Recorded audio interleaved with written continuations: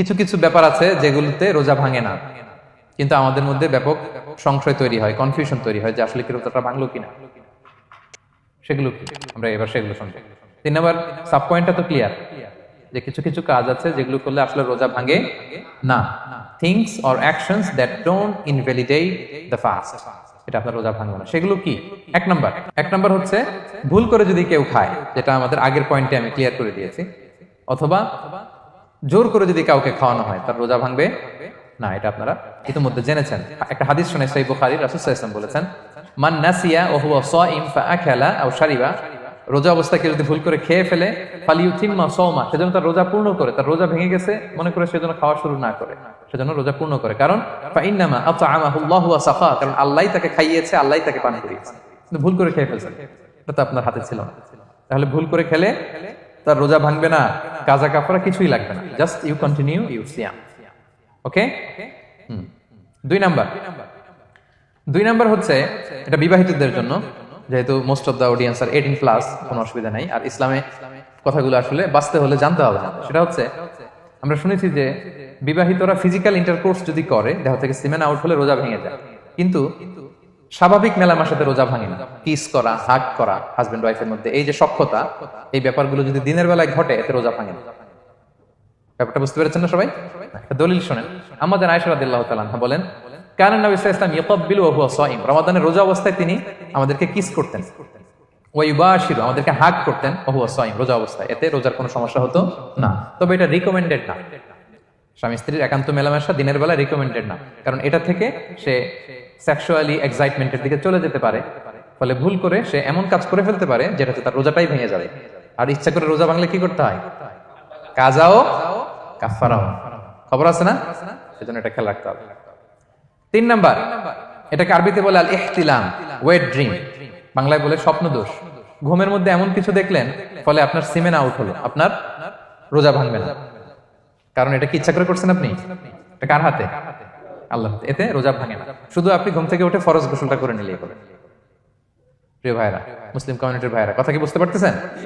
আচ্ছা। 4 নাম্বার হচ্ছে blood test. অনেকে বলে যে হুজুর ব্লাড টেস্ট করা যাবে কিনা রমাদানে? ব্লাড টেস্ট করা যাবে। ব্লাড টেস্ট করলে রোজা ভাঙে না। এটা খুবই জরুরি একটা মাসালা, প্রায় আমাদের লাগে। 1-2 সিরিঞ্জ ব্লাড নিলে ভাঙে না। তবে যদি অনেক বেশি অ্যামাউন্টের ব্লাড নেয়, এতে যদি আপনি ক্লান্ত হয়ে পড়েন, সেক্ষেত্রে আপনি রোজা ভাঙতে পারবেন, পরে কাজা করলে হবে। 5 নাম্বার হচ্ছে অনিচ্ছাকৃত বমি। এটা আমি আগেও ক্লিয়ার করেছি যে ইচ্ছাকৃত বমি করলে রোজা ভাঙে, কিন্তু অনিচ্ছাকৃত যদি বমি চলে আসছে, ভমিটিং হচ্ছে, আমার রোজা ভাঙবে না। 6 নম্বরে নোজ ব্লিডিং, নাক দিয়ে অনেকে রক্ত পড়ে না, নাক দিয়ে রক্ত ঝরলে মানুষের রোজা ভাঙে, আনলেস যদি অনেক বেশি অ্যামাউন্টের হয়, আপনি ক্লান্ত হয়ে পড়েন, তখন তো আপনি রোজা ভাঙতে পারবেন। 7 নাম্বার, রোজা রেখে দাঁত ফেলতে পারবো কিনা?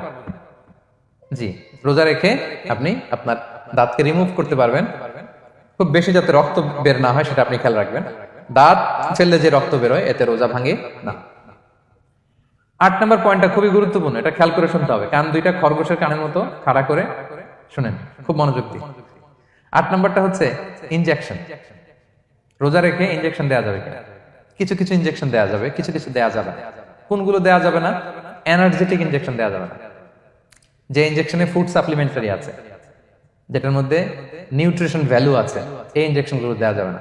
এমনও ইনজেকশন আছে যেটা দিলে 7 দিন আপনার আর খাওয়া লাগবে না, একেবারে তরতা যাবে। এরকম ইনজেকশন দেওয়া যাবে? তো আপনি সিস্টেম করে খাইলেন কেমন যেন, তাই না?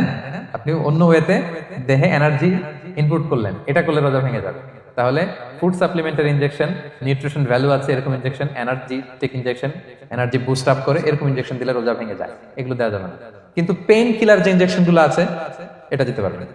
পেইন কিলার ইনজেকশন দিতে পারবেন, অ্যান্টিবায়োটিক ইনজেকশন দিতে পারবেন, অ্যানেস্থেটিক ইনজেকশন দিতে পারবেন, এই জাতীয় মেডিকেশন ইনজেকশন গুলো দিতে পারবেন। কোভিডের যে ইনজেকশন, এগুলো আপনি দিতে পারবেন। এগুলোতে রোজা ভাঙে না, কারণ এগুলোতে আপনার স্টোমাকে কিছু পৌঁছেও না, আপনাকে শক্তিবর্ধক কিছু দেহে প্রবেশও করাচ্ছে না, আপনার এনার্জিও বাড়ে না, আপনার এনার্জি বাড়ে না, আপনার নিউট্রিশন ভ্যালু অ্যাড হয় না, আপনার স্টোমাকে কিছু পৌঁছে না, এই জাতীয় সব ইনজেকশন দেওয়া যায়। ইনজেকশন পয়েন্টটা ক্লিয়ার?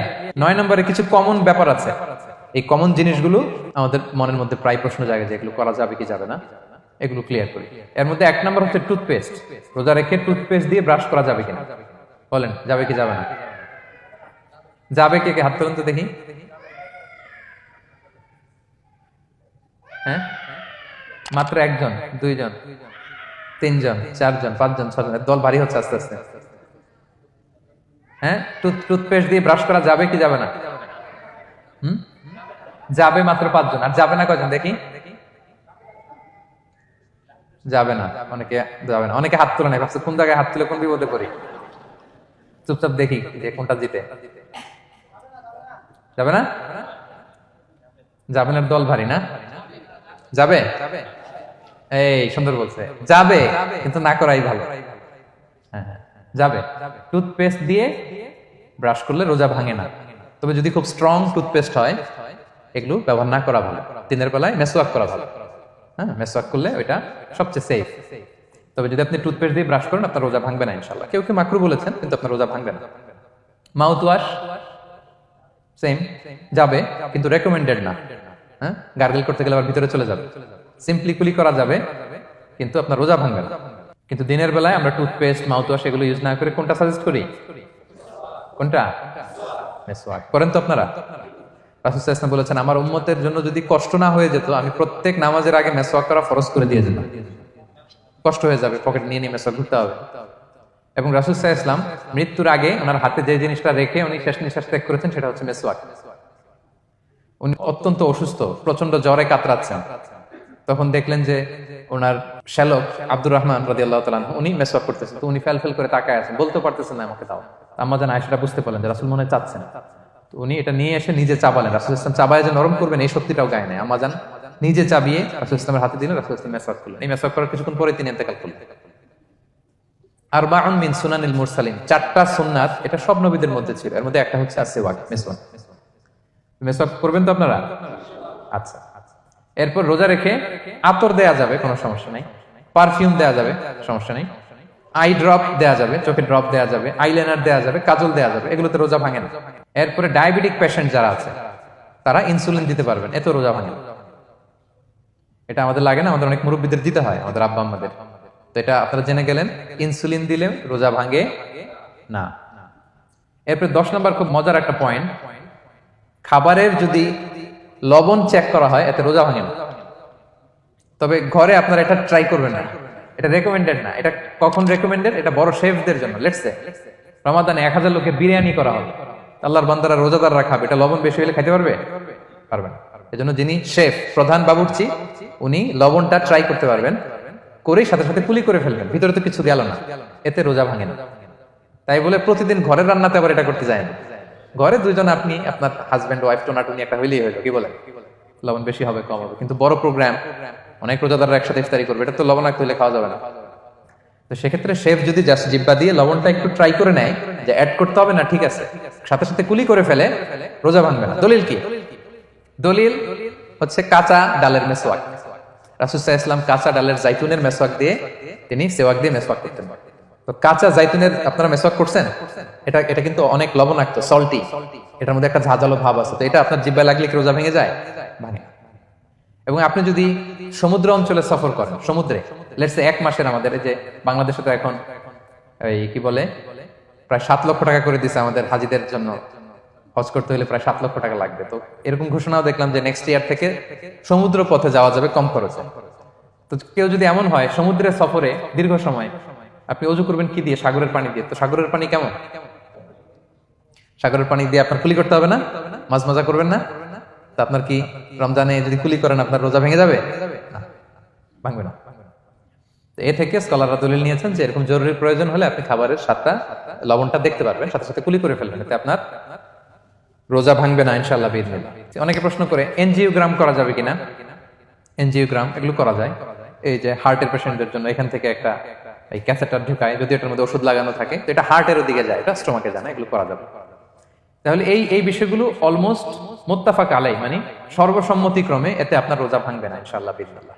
এই পয়েন্টটা ক্লিয়ার না? ক্লিয়ার। এবার কিছু ডিসপিউটেড মাসআলা আছে, মানে যেগুলোর ব্যাপারে ইখতিলাফ আছে, কোন স্কলারদের মধ্যে ভাঙবে না, এটা আমি একটু ক্লিয়ার করি। এর মধ্যে 1 নম্বর হচ্ছে ইনহেলার। অ্যাজমার পেশেন্ট যারা আছে, অ্যাজমা অনেকের দেয়া লাগে না ইনহেলার। ইনহেলার যদি পাফার ইনহেলার হয়, পাফার ইনহেলার যেটা দিয়ে শুধু বাতাস যায়, অক্সিজেন যায়, এটা রোজা ভাঙে না। এটা কি করে না? রোজা ভাঙে না। পাফার ইনহেলার যাতে অক্সিজেন পাস করে, রোজা ভাঙবে না। কিন্তু যদি ভ্যাপোরাইজেশন হয়, অথবা একটা আছে DPI, dry powder inhaler, punch করলে একটা পাউডার সহ ভিতরে যায়, অ্যাজমাটা কমায় দেয়, ওই পাউডার দিয়ে করলে কিন্তু রোজা ভেঙে যাবে। ভ্যাপোরাইজেশন হলে বা ডিপিআই ইনহেলার হলে আপনার রোজা ভেঙে যাবে। ইনহেলার ক্লিয়ার তো সবার কাছে? আচ্ছা, এরপরে যাই সামনে। সাপোসিটরি বুঝেন তো না? ডুশ বলে, প্রচন্ড জ্বর, জ্বর কমে না, তখন ডাক্তার বলে যে পাই পথে, অ্যানাল পিল বলে এগুলাকে, পাই পথে এটাকে ইনপুট দিতে হয়। এই সাপোসিটরি এটা একটা ডিসপিউটেড মাসালা। হানাফি স্কুল অফ থটে রোজা ভেঙে যায়। আমরা যেহেতু বেশিরভাগ হানাফি স্কুল ফলো করি, হানাফি মাযহাব, তো আমরা এটাই সাজেস্ট করি সাপোসিটরি না দেওয়া। তবে অন্যান্য স্কলারদের মতে রোজা ভাঙবে না, বিশেষ করে ইবনে তাইমিয়া আলাইহি রাহমার মতে রোজা ভাঙবে না। এখানে প্রসঙ্গ যেটা হচ্ছে, সাপোসিটরি সাধারণত দিতে হয় ইমার্জেন্সি পিরিয়ড, কি বলেন, জ্বর আর কমে না, কঠিন অবস্থা, তো ওই অবস্থায় তো রোজা এমনি ভাঙা যায়। প্রচন্ড অসুস্থ হলে ভাঙা যায় না রোজা? ভাঙা যায়। তো আপনি রোজা ভাঙবেন, পরে কাজা করে ফেলবেন, সাপোসিটরি দিবেন, অসুবিধা নেই। আচ্ছা, এয়ার ড্রপ, কানের যে ড্রপ আছে, এটার মডার্ন স্কলারদের মতে, যে ফিক একাডেমি গুলো আছে, এদের মতে রোজা ভাঙবে না, কিন্তু হানাফি স্কলারদের মতে রোজা ভেঙে যাবে। তো আমরা সাজেস্ট করি এটা আপনি না দেন, আগে পরে দেন। 3 নাম্বার, হার্টের পেশেন্টদের একটা ওষুধ দিতে হয়, এটাকে নাইট্রোগ্লিসারিন ট্যাবলেট বলে, জিহ্বার নিচে দেয়, দেওয়ার সাথে সাথে বডি এটা অ্যাবজর্ব করে ফেলে, ওষুধটা আর থাকে না জিহ্বার নিচে। জিহ্বার নিচে এটাকে প্লেস করলে সাথে সাথে এটা বডি অ্যাবজর্ব করে, এখানে আবার পাম্প শুরু হয়ে যায়। তো হার্ট অ্যাটাক করলে এটা দেয়।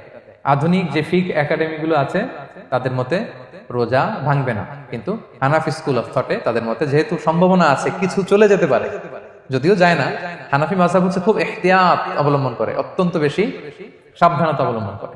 কিন্তু মডার্ন ফিক একাডেমি গুলো তাদের মতে হার্ট পেশেন্টদের জন্য নাইট্রোগ্লিসারিন ট্যাবলেট যদি জিহ্বার নিচে রাখেন, রোজা ভাঙবে না। হিজামা, কাপিং, হিজামা চিনেন তো? হ্যাঁ, হিজামা করছেন কেউ এখানে? আপনি করছেন, আর কেউ? অনেকে করছে দেখি, মাশাআল্লাহ। এটা এখন অনেক পপুলার হচ্ছে, রাসূল সাল্লাল্লাহু আলাইহি ওয়াসাল্লাম কিন্তু করতেন। এখন দেখবেন যে অনেক বড় বড় সেলিব্রিটিরা, অ্যাথলেটরাও করে। এরকম কাপিং এর টিউব আছে, পিঠে একটু কেটে ওটাকে লাগায় দেয়, আস্তে করে এই রক্তগুলো বের করে ফেলে, ব্যথা ট্যাথা, পেইন টেন এগুলো কমে যায়। এখন কিন্তু এটার অনেক প্রচলন পেয়েছে। হানাফি স্কুল অফ থটে হিজামাতে রোজা ভাঙে না, অন্যান্য স্কুল অফ থটে ভাঙে। তো হিজামা তো ইমার্জেন্সি কিছু না, আমার দিনের বেলায় কেন রমজান মাসে হিজামা করা লাগবে, আমি ইফতারের পরে হিজামা করলাম। আচ্ছা, ব্লাড ডোনেশন করলে রোজা ভাঙবে কিনা, এক ব্যাগ যে রক্ত নেয়, ভাঙবে কিনা? হাম্বালি মাযহাব অনুযায়ী ভেঙে যায়, হানাফি মাযহাব অনুযায়ী ভাঙে না। আমরা হানাফি স্কুল ফলো করি, সো আপনি ব্লাড ডোনেট করতে পারবেন, ভাঙবে না। তবে অনেক ব্লাড ডোনেট করার কারণে যদি আপনি অসুস্থ হয়ে যান, দুর্বল, ওই অসুস্থতার কারণে আপনি ভাঙতে পারবেন। তবে এটা রেকমেন্ডেড, যদি ব্লাডের কারণে মুমূর্ষু রোগীর জীবন যায় অবস্থা, তখন অবশ্যই আপনি ব্লাড ডোনেশন করবেন, যাতে করে একজন মুমূর্ষু রোগী জীবন ফিরে পায়। এই পয়েন্টটা তো ক্লিয়ার না সবার? তো এই ছিল সম্মানিত সুধী কিছু মৌলিক বিষয় যেগুলো করলে আমাদের রোজা ভাঙে না। Be a part of our vision. Do listen and share the khair.